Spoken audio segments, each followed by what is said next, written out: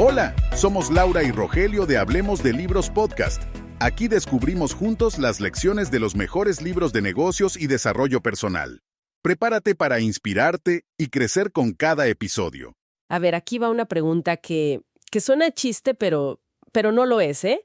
¿Qué pasaría si dijéramos que en pruebas sobre conocimiento global básico, los chimpancés, pues, suelen sacar mejores resultados que gente muy preparada? Sí, incluso premios Nobel, ¿no? Exacto. Suena increíble, ¿verdad? Pero, fíjate, es un hallazgo real documentado por el médico y estadístico sueco Hans Rosling y su equipo en Gapminder. Gapminder, claro. Y lo curioso es que no tiene que ver con la inteligencia de las personas, sino con algo que Rosling llamaba nuestros instintos dramáticos. Instintos dramáticos. Me gusta cómo suena eso. Y justo de eso vamos a hablar hoy. Vamos a hacer una exploración a fondo de las ideas clave de Factfulness.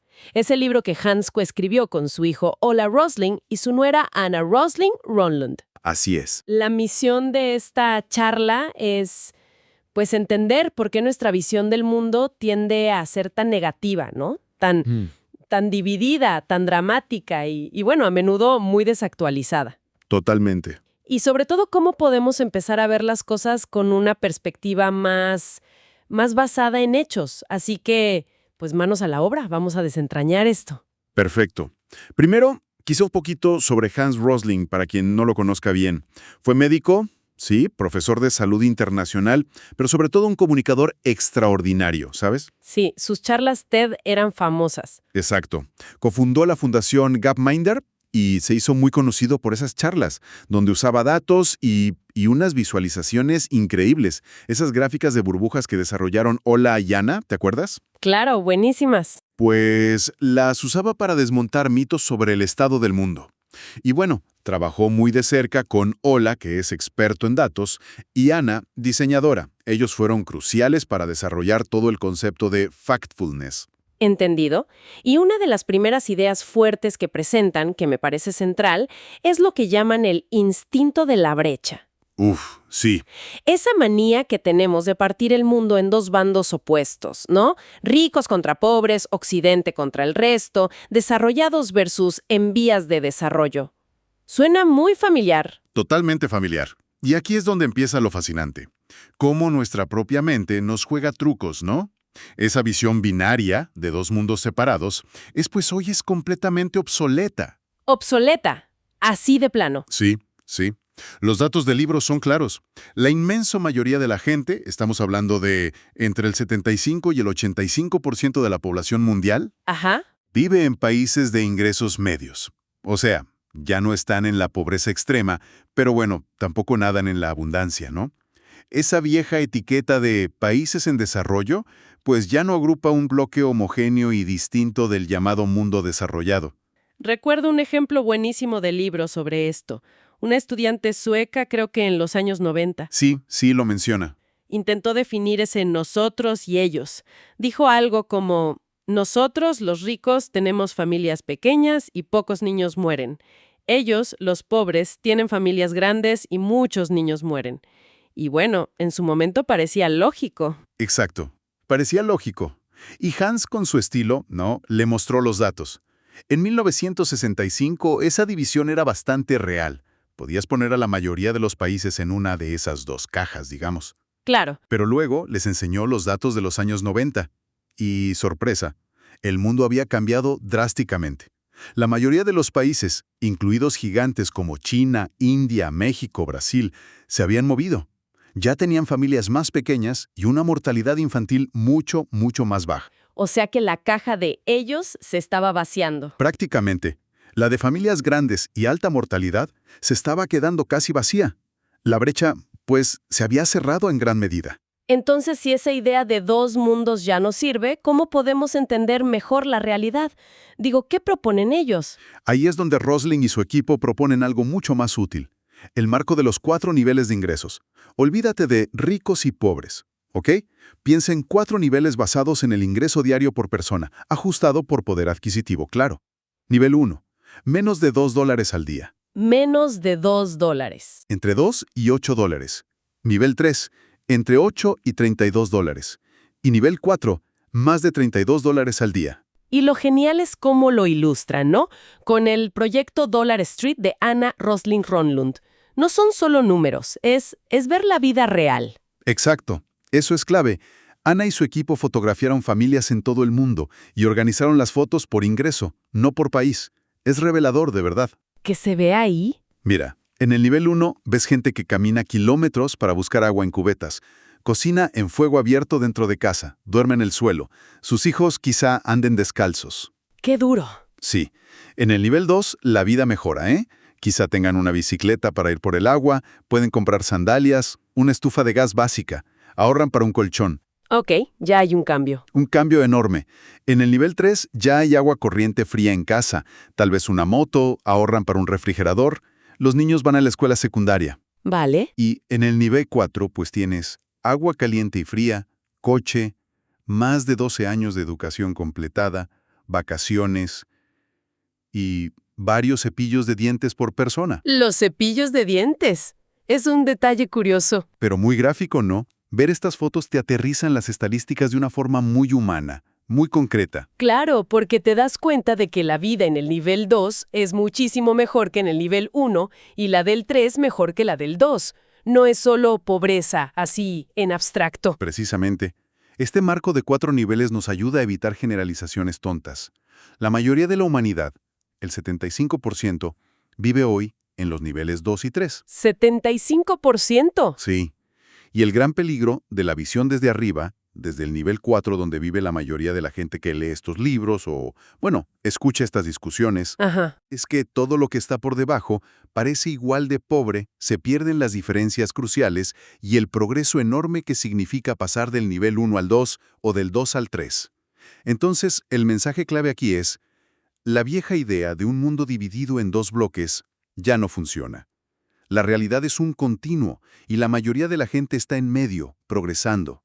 Exacto. Y eso, fíjate, choca frontalmente con otro instinto muy poderoso que analiza el libro, el instinto de la negatividad. Ah, sí. Esa tendencia que tenemos, casi biológica, a fijarnos más en lo malo que en lo bueno. Uf, ese sí que lo siento a diario. Prendes las noticias, lees los titulares, guerras, crisis, desastres, polarización. Es casi imposible no pensar, el mundo se está yendo al demonio, ¿no? O sea, de verdad, es una sensación muy común.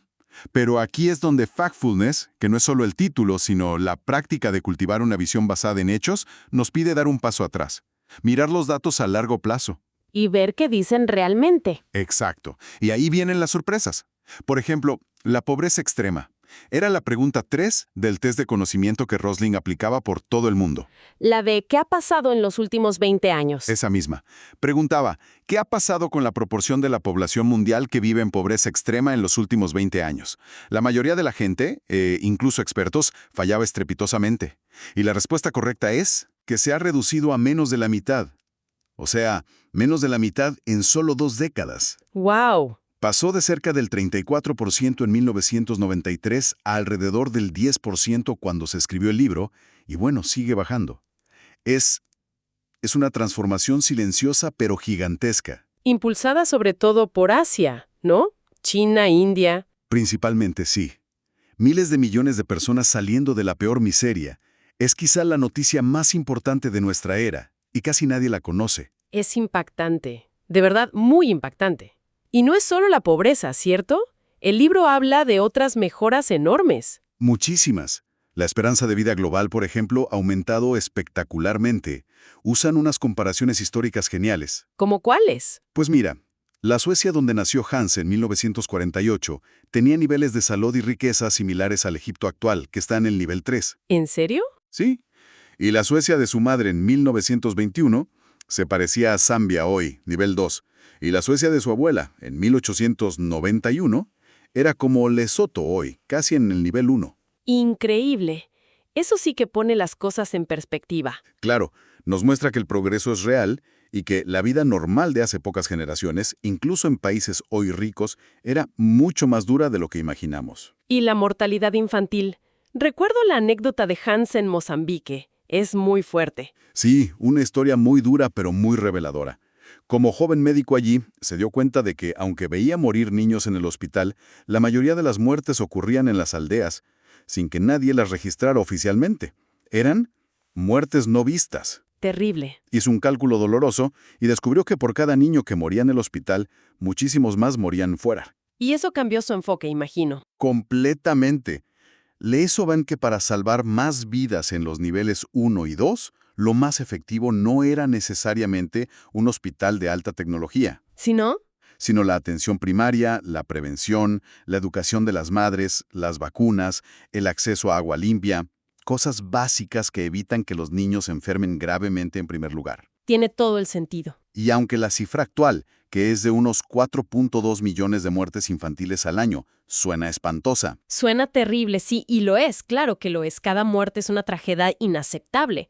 Pero, y este es el punto clave de Factfulness, hay que ponerlo en perspectiva. Es la cifra más baja de toda la historia de la humanidad. La más baja. Sí, comparada con los 14.4 millones que morían cada año en 1950, cuando la población mundial era mucho menor. El avance es extraordinario. Entonces, si hay tanto progreso, ¿por qué insistimos en ver todo tan negro? ¿Por qué nos atrapa tanto el instinto de la negatividad? ¿Qué pasa ahí? Pues el libro identifica varias razones. Primero, nuestra memoria es selectiva, ¿no? Tendemos a idealizar el pasado. Todo tiempo pasado fue mejor. Sí, eso pasa mucho. Segundo, y muy importante, el filtro de los medios de comunicación. Las malas noticias son noticia. Eventos súbitos, dramáticos. La mejora gradual y silenciosa no vende periódicos ni genera clics. Claro, imagina un titular. La pobreza extrema bajó otro 0.05% hoy. Nadie le haría caso. Exacto, no funciona. Y tercero, a veces sentimos que reconocer el progreso es como ser insensible a los problemas que todavía existen, como si una cosa negara a la otra. Entiendo. Es como si tuviéramos que elegir entre ser optimistas ciegos o pesimistas amargados. Y no hubiera término medio. Exacto. Y Rosling proponía una tercera vía. Ser un posibilista serio. Posibilista serio. Sí, no es optimismo ingenuo, ¿eh? Es reconocer el progreso real basado en datos duros y usarlo como evidencia de que el cambio positivo es posible. Y que las soluciones que aplicamos, como la educación de las niñas, el 90% ya asisten a primaria globalmente. Pues sí funcionan. Claro. Reconocer el avance nos da energía y dirección para seguir trabajando en lo que falta, en lugar de caer en la desesperanza. Conectar estos puntos nos revela un progreso silencioso pero transformador que a menudo ignoramos por completo. Ok, tiene mucho sentido. Pero hay otros instintos que nos desvían, ¿verdad? Mencionaste antes el de la línea recta. Sí, el instinto de la línea recta. Es esa suposición automática de que las tendencias continuarán igual en línea recta indefinidamente. Como si nada fuera a cambiar. Exacto. El ejemplo divertido que usa Hans es el crecimiento de su nieto Mino. Si extrapolara su curva de crecimiento de los primeros 6 meses, a los 10 años sería un gigante de 4 metros. Ajá, obviamente no pasa eso. Claro que no. Sabemos que el crecimiento humano no sigue una línea recta, se desacelera. Entendido. ¿Y cómo aplica esto a tendencias globales? Población, por ejemplo. Justo. Un ejemplo clave es el crecimiento de la población mundial. La pregunta 5 del test de Factfulness lo demuestra. La mayoría de la gente cree erróneamente que el número de niños en el mundo, los menores de 15 años, seguirá aumentando drásticamente. ¿Qué es lo que uno pensaría, no? Sí, es la intuición. Pero los demógrafos de la ONU proyectan algo muy diferente. Esperan que el número de niños se estabilice. Se quede en unos 2.000 millones para el año 2100. Que se estabilice. Sí, ya hemos llegado a lo que Rosling llama el pico del niño. El número de niños dejó de crecer alrededor del año 2000. ¿En serio? Pero entonces, ¿de dónde viene el aumento de población que proyectan hasta 11.000 millones para 2100, si ya no nacen más niños? Esa es la pregunta 6 del test. Y la respuesta, que la mayoría falla también, es que el aumento vendrá principalmente de los adultos que ya existen hoy. ¿Cómo? Es lo que llaman el efecto de llenado. Las generaciones grandes de niños y jóvenes que nacieron en las últimas décadas irán creciendo y envejeciendo llenando los grupos de edad adulta y mayor. Ah, claro. No es que nazcan exponencialmente más niños, es que los que ya nacieron vivirán más tiempo gracias a las mejoras en salud y supervivencia. Y, por supuesto, no todas las tendencias son líneas rectas. Hay curvas en S, como la adopción de tecnologías, Ok. toboganes, como la caída de la fertilidad, jorobas como los ingresos a lo largo de la vida, y curvas de duplicación como al inicio de una epidemia. ¿Recuerdas el ébola? Sí, claro. Asumir siempre una línea recta nos lleva a predicciones muy erróneas. Fascinante. Y hablando de cosas que nos asustan, como las epidemias, está el instinto del miedo. Ese debe ser muy potente. Uf, potentísimo. El instinto del miedo hace que nuestra percepción del riesgo se distorsione por completo.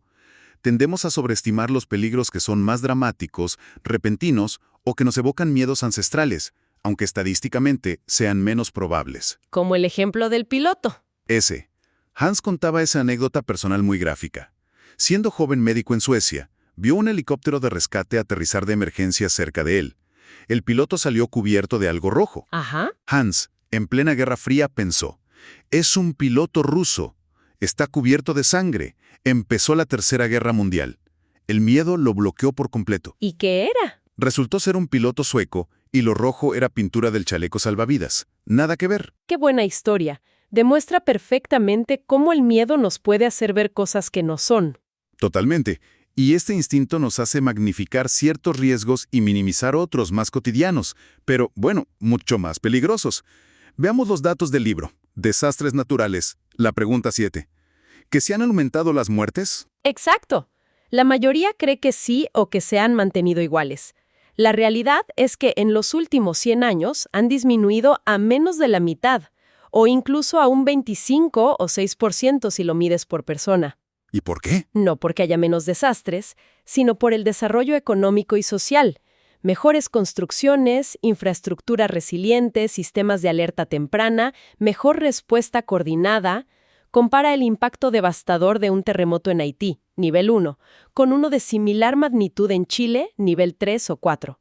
El desarrollo salva vidas. Es contraintuitivo, pero lógico cuando lo explicas así. Y los accidentes aéreos dan mucho miedo. Dan miedo, sí, pero volar es increíblemente seguro. En 2016, por ejemplo, hubo 40 millones de vuelos comerciales seguros y solo 10 con accidentes fatales. 10 de 40 millones. Imagínate, volar es hoy unas 2100 veces más seguro que hace 70 años. Y esto no es casualidad, ¿eh? Es resultado de una colaboración global sistemática, basada en el anexo 13 del Convenio de Chicago. Todos los países y aerolíneas comparten información detallada sobre cada incidente para aprender y prevenir futuras tragedias. Es una historia de éxito global espectacular y poco conocida. Vaya, no lo sabía. Y luego está el terrorismo. Genera muchísimo miedo y cobertura mediática, sobre todo en países de nivel 4, ¿no? Muchísima. Aunque globalmente ha aumentado, sobre todo en zonas de conflicto en niveles 1, 2 y 3, como Irak, Afganistán, Siria, Nigeria, sigue representando una fracción minúscula de las muertes totales a nivel mundial, apenas el 0.05% en 2016. 0.05%. Exacto. Y en los países ricos, nivel 4, de hecho, el número de muertes por terrorismo ha disminuido en este siglo. El riesgo de morir en un ataque terrorista en Europa o Estados Unidos es muchísimo menor que el riesgo de morir por otras causas. Por ejemplo, en EV, el riesgo de morir a manos de un conductor ebrio es casi 50 veces mayor. 50 veces. Esto realmente nos obliga a preguntarnos, ¿dónde ponemos nuestra atención, nuestros recursos, nuestro miedo? ¿En los peligros que más nos asustan o en los que realmente matan a más gente? Justo esa es la pregunta. El libro insiste en diferenciar entre lo que es atemorizante, scary, y lo que es verdaderamente peligroso, dangerous, ¿no? Calculando el riesgo como peligro multiplicado por exposición. Exactamente. No todo lo que nos asusta es igual de peligroso y no todo lo peligroso nos asusta en la misma medida. Y esto nos lleva a otro par de instintos relacionados, el del tamaño y el de la generalización. El instinto del tamaño se refiere a nuestra dificultad para poner los números en perspectiva. Como con los 4 millones de bebés muertos. Sí, justo eso. Nos impactan los números grandes y aislados, pero los cuesta entender su proporción real. Volvamos a ese ejemplo. 4.2 millones de bebés que mueren al año. Suena como una catástrofe absoluta. Y bueno, lo es en sufrimiento humano. Claro, pero si no lo comparamos con los 14.4 millones de 1950, o si no entendemos que es la cifra más baja de la historia, el número aislado nos abruma y nos da una imagen distorsionada. Roslin recomendaba siempre buscar comparaciones y usar la regla 80-20. La regla 80-20. Sí, que a menudo el 80% de un problema o de una solución se concentra en el 20% de las causas. Enfocarse en lo más grande es clave, no perderse en los detalles menores. Y usar tasas en lugar de números absolutos para comparar, ¿verdad? Como el ejemplo del CO2 que mencionaste. Fundamental. El debate en Davos sobre quién contamina más es un ejemplo clásico. Señalar a China o India por sus emisiones totales nacionales es fácil, pero ignora que sus emisiones por persona son todavía mucho menores que las de los países de nivel 4. Claro, hay que dividir entre la población. Para comparar justamente entre países o grupos de diferente tamaño, siempre hay que preguntar cuál es la tasa o cuánto es por persona. Entendido. Y el instinto de la generalización, ese suena peligroso también. Lo es. Es nuestra tendencia natural y necesaria a categorizar. Si no, no podríamos funcionar. El problema es cuando esas categorías son demasiado simplistas o erróneas y asumimos que todo dentro de una categoría es igual. Pensamos en africanos, musulmanes, inmigrantes, países pobres, como si fueran bloques homogéneos. Exacto. Y ahí es donde Dollar Street vuelve a ser tan útil, ¿no? Para ver que el nivel de ingreso a menudo explica más las diferencias en la vida cotidiana que la cultura o la religión. Claro, te muestra que una familia de nivel 2 en China puede tener más en común con una familia de nivel 2 en Nigeria o Bolivia que con una familia de nivel 4 en su propio país. Precisamente, el libro da ejemplos claros de generalizaciones peligrosas. La pregunta 9 sobre vacunación infantil. ¿Cuál era la respuesta correcta? Que el 88% de los niños de 1 año en el mundo están vacunados contra al menos una enfermedad. Un logro increíble de salud pública global. ¿88%? Es altísimo. Altísimo. Pero Rosling descubrió que banqueros internacionales de alto nivel pensaban que la cifra era solo del 20%. ¿20%? ¿Qué diferencia? Enorme. Esa generalización de países pobres igual sin servicios básicos les hacía subestimar el progreso y, bueno, perder oportunidades de inversión sensatas. O hablar de África como si fuera un país, ¿no? Ignorando la enorme diversidad entre 54 naciones muy diferentes, desde Túnez, que está entre nivel 3 y 4, hasta Somalia, nivel 1, pasando por Ghana, nivel 2. Totalmente. O aplicar soluciones de un grupo a otro sin pensar. Fíjate, el consejo médico para prevenir la muerte súbita del lactante es poner a los bebés a dormir boca arriba. ¿Sí? Pero el protocolo para un soldado inconsciente en el campo de batalla es ponerlo en posición de recuperación, boca abajo o de lado, para evitar que se ahogue. Justo lo opuesto. Claro, el contexto es todo. Generalizar una regla sin entender el contexto puede ser fatal. Entonces, ¿cómo combatimos este instinto de generalizar? ¿Qué podemos hacer? El libro ofrece varias tácticas, muy prácticas. Buscar siempre diferencias dentro de los grupos. No todos los africanos son iguales, ¿no? Y buscar similitudes entre grupos que tenemos en común con gente de otros países en nuestro mismo nivel de ingreso. Ajá. Cuestionar la palabra mayoría. Significa 50% o 99%. La diferencia es enorme. Desconfiar de los ejemplos vívidos y anecdóticos. Preguntarse, ¿representan la norma o la excepción? Y lo de asumir que la gente no es idiota. Esa es buenísima. Si ves algo que no entiendes en otra cultura, como una casa a medio construir en Túnez, no asumas pereza o irracionalidad. Probablemente haya una razón lógica detrás, como una estrategia de inversión familiar progresiva adaptada a sus circunstancias. Todo esto implica un cambio de mentalidad bastante profundo, ¿no? Dejar de reaccionar instintivamente y empezar a pensar críticamente sobre la información que recibimos, casi como un entrenamiento. Esa es la esencia de Factfulness. En resumen, mira, nuestra percepción del mundo está constantemente amenazada por estos instintos dramáticos. El de la brecha, la negatividad, la línea recta, el miedo, el tamaño, la generalización, y mencionaste a otros también. Sí, el libro habla de otros, como el del destino, que es pensar que las cosas importantes nunca cambian. El de la perspectiva única, creer que solo hay una forma de ver las cosas. El de la culpa, buscar un chivo expiatorio simple. Y el de la urgencia, sentir que hay que actuar ya sin tiempo para pensar. Son muchos frentes. Sí, Todos estos instintos nos llevan a ver un mundo más negativo, más dividido, más estático y más aterrador de lo que realmente es. Nos basamos en impresiones y miedos en lugar de en datos, proporciones y tendencias reales. Pero Factfulness no se trata de negar que existen problemas graves en el mundo, ¿verdad? No es ser ingenua o poliana. Para nada. Al contrario, se trata de entender los problemas reales con sus dimensiones correctas para poder abordarlos de forma más efectiva. Reconocer el progreso inmenso que se ha logrado no es complacencia, Sino, es entender qué funciona y qué no, y nos da una base sólida para seguir trabajando.